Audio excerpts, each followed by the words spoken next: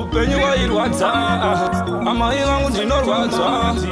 zvangu zinondibaya ende kurarama kwangu hakuna nenyasha vaitetereka amai kuti vandiriritiire inini ngoma tawana arajasimbu yutmani mai vangu vaterotereka veroneka someka chivaka esangoreza chizatomai vachitetereka makazvitanza musharukwa makundida nekutini ndayaruka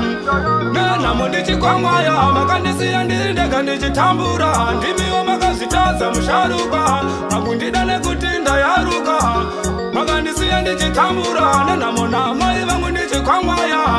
makasiya wasevi muchiti makumanyana nagresi muchitora vana mevhi ndakazvishaya kuti ini zvabvepi inini makanditama amai vangu makavatama kuyekitafa ndikadrama ndakatonyora ini rinenge grama makazvitadza musharukwa mavakundida nekuti ndayaruka makandisiya ndichikwangwayana maindiri ndega ndichitambura makazvitadza musharukwa mavakundida here nekuti ndayaruka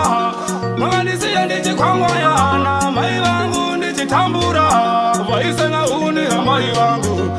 vachitetereka mai vangu vachitambudzika mai vangu kuti variritire amai vangu tairarama semuri asi tairarama seshiri upenyu muri miri baba muriko asi mimi zvinhu zvanga zvakangoma ramo yacho yakanga yakatisona kunge chirwere chekorona yainga yakatotisetera mabhomba muchifara kumanyika ruti muchitoti ndizvo zvazviri asi muchiziva ndiriko inini inasi uno makundidawo futi makazvitadza musharukwa mavakundida nekuti ndayaruka makandisiya ndichitambura namai vangu ndichikwangwaya makazvitadza musharukwa makundida nekuti ndayaruka makandisiya ndichitambura namai vangu ndichikwangwaya hamo yakandionesa ndondo hamo yakanditwara mabondo asi ndozifunga ikoko mai vangu eno ikoko